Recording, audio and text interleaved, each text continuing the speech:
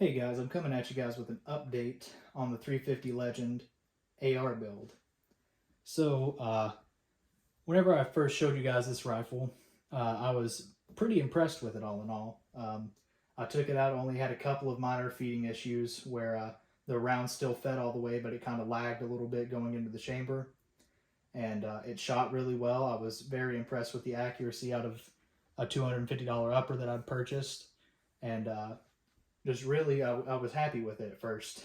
But I was thinking, maybe the minor feeding issues would improve over time with normal wear and tear of the rifle. And, well, I found that that is the exact opposite of what was happening. I'll show you guys a little piece of brass here that hasn't been shot yet. They are now full-blown getting caught up in the chamber and will not feed one round at a time or anything. They are pinching up, as you can see there.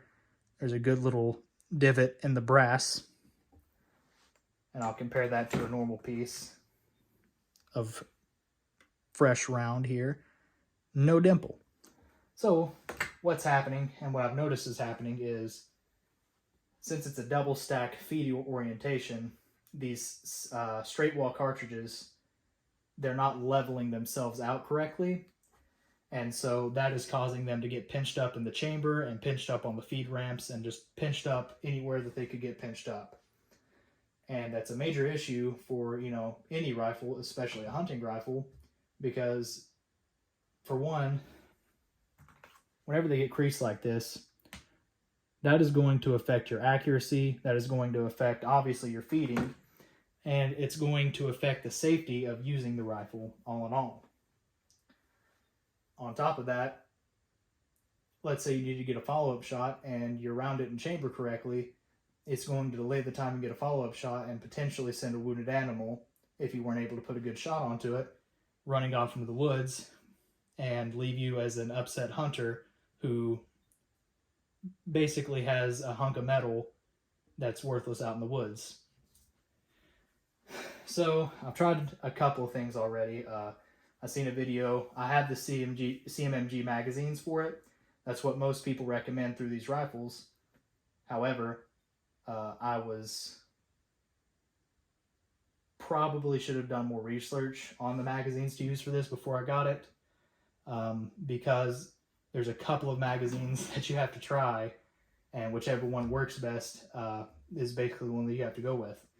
Also, I probably should have got a wider range of capacity magazines, because I've also noticed a lot of videos talking about that the 5 rounds and some don't feed as well as the 20 rounds, and then in some of them the 20 rounds don't feed as well as the 10 rounders. So you just basically got to get a couple of different magazines and kind of cycle through and try to figure out which one's going to load best for ARs, and even like the bolt action versions like the Ruger American that takes the AR style magazines. They have similar issues with feeding. But I tried taking my CMMG magazine and clipping springs down to get it to feed better.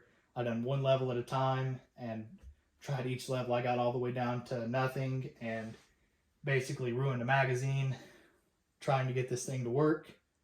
Still didn't work. So next I'm going to be buying a couple of different magazines whenever I'm able to. I'm going to be polishing the feed ramps and the chamber on the rifle. Sorry if I sound a little bit exhausted with this. I've been working on this for a couple of days now, trying to figure out as much as I can to get this rifle to run properly. But next up will be polishing feed ramps and the chambering, and then after that, just trying different ammunition to see if maybe my rifle just isn't feeding properly with the Hornady ammunition as well. Another issue that popped up, I had my first Vortex scope that has malfunctioned on me. Of course, Vortex has their VIP policy, so any scope that you purchase from Vortex, you send it to them. You just got to contact their customer support desk. They will pay for the shipping for it to be sent to them. They will repair the scope or replace it and ship it back to you free of charge. Really good policy. Vortex has been 100% helpful through my scope breaking. I have not contacted Bear Creek Arsenal about their upper yet, mainly because I feel this is an issue with a lot of Bear Creek Arsenal uppers, and I don't know if, for one, they know what the issue is with its feeding, and number two, I don't know if it's something that they would fix either free of charge or at least at a cheap cost, because currently I do not have the money to, buy all the magazines, buy the stuff to polish the feed ramps and chamber, send the rifle off, and, potentially have to pay for them to fix it and correct things on it that frankly should have been corrected before sending it out. And I just don't have the money to do all that stuff at this time, so it's going to be kind of over the course of a few weeks. Sending it back to Bear Creek Arsenal will be probably the last thing that I do. First off, I'm going to try to polish feed ramps and chamber, like I said, then magazines, and then ammo after that. If none of that works, then the next step would be sending it to Bear Creek Arsenal and seeing if they can fix the feeding issue. From what I've seen, it's not the gas issue where the rifle's under gas from the factory. Watching my shots that I took and having somebody film me so I could kind of see how it was going, it had the pretty much perfect gas on it. It was coming all the way back and it was picking the next round up just fine. It's just getting pinched up in the chamber and on the feed ramp, and it just gets caught in different ways. So I'm hoping that my only main issue is just needing to polish the feed ramps in the chamber.